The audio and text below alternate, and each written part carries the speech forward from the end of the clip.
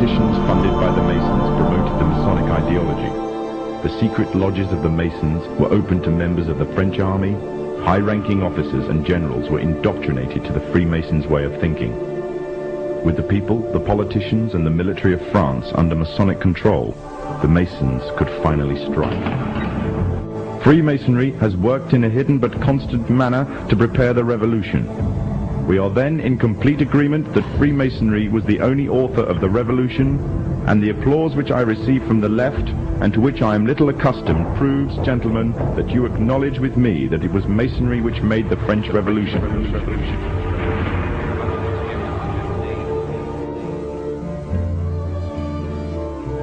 When the so-called founding fathers of America landed on Plymouth Rock, not only did they bring with them disfranchised people, they also brought the Freemasonic elements of Europe. The injustices which the fathers of America were escaping from in Europe was also to be found in the new land, in the form of a tyrannical British regime. In order to gain complete dominance of the new state, the Masons used the same methods to gain control of France. Although the British monarchy was run by the Masons, the American War of Independence was a necessary action, and the people involved in the war were expendable for the Masons to fulfill their dream. Emotions of the people were manipulated into anger, and just like France, anger turned into war. This time, however, previous mistakes would not be repeated. The near defeat the Masons faced against Napoleon and his army in Europe taught the Masons a lesson. Any forthcoming leaders of the resistance must follow the Masonic agenda. The best way to do this was to ensure the leader himself was a Mason, and the leader who took the war to the British was none other than George Washington. On the 4th of July, 1776, the Declaration of Independence was made. On the 17th of October, 1781, the British were finally defeated and surrendered the colonies to the Americans, and the world's first Masonic state was born, a nation that would represent Masonry in every way. A sign of the Masonic presence in America is plainly visible on the dollar bill, which carries a picture of George Washington, the first Freemasonic president in the world, and a picture of the Freemasonic symbol of the so-called all-seeing one eye.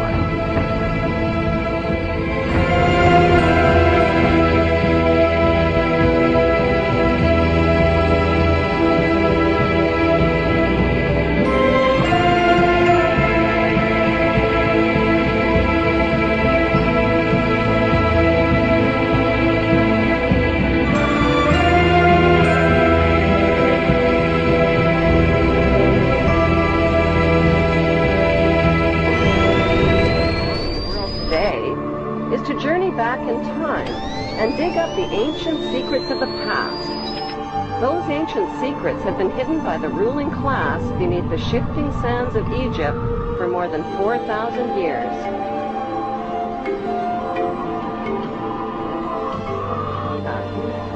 The ancient Egyptians kept detailed records of their culture and history in tombs, in temples, and on pottery.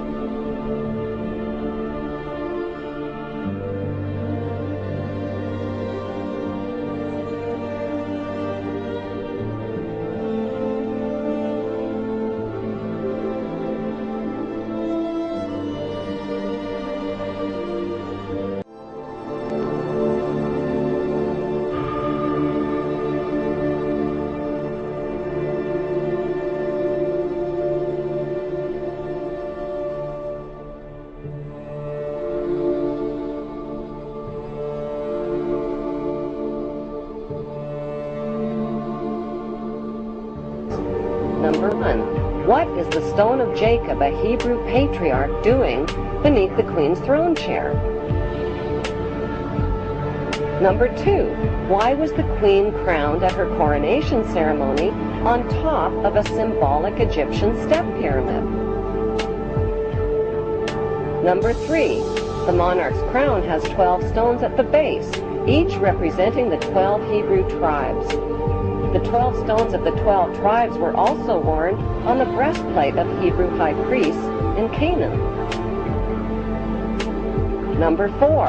The Union Jack represents the reunion of the United Kingdom of the 12 tribes of Jacob, or Jacob. The Union Jack is red, white, and blue, the same colors as the 3 crowns of Egypt. Number 5. The royal scepter originates in ancient Egypt and was carried by the Egyptian god Amun and by Egyptian pharaohs who called themselves the Son of God.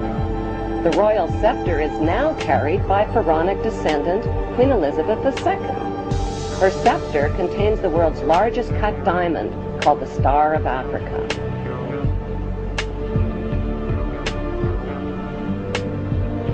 Number 6. The Queen's punishing flail or whip is partially hidden under her arm. The flail or whip also originates with the pharaohs of ancient Egypt. Number 7. The symbol of the bee can be found within the Queen's royal wardrobe. In ancient Egypt, bees were the symbol of Egyptian royalty as well as the symbol of Egypt. Number 8. The symbols on the British coat of arms reveal Britain's Hebrew origin. Number 9. The headdress worn by judges and the Queen's high-ranking officials originate in ancient Egypt.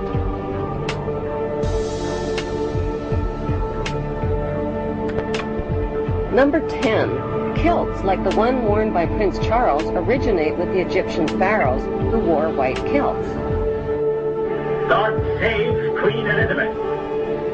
Long live Queen Elizabeth. May the Queen live forever. Number 15. Incest was practiced by ancient Egyptian royalty. Mothers married sons and brothers married sisters to keep the power and the money all in the family.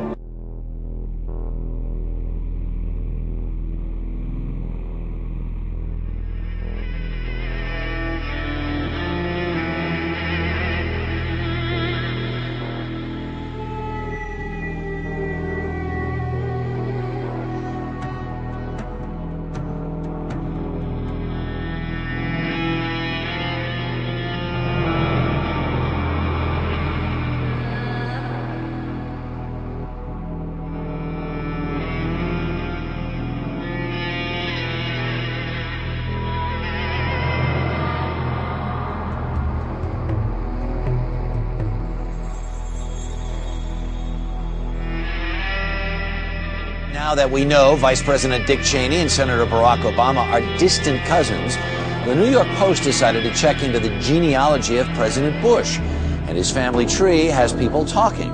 Early Show national correspondent Tracy Smith has the story of George W. Bush's many relations. My honor to bring to you the 41st president, a great dad, George H.W. Bush.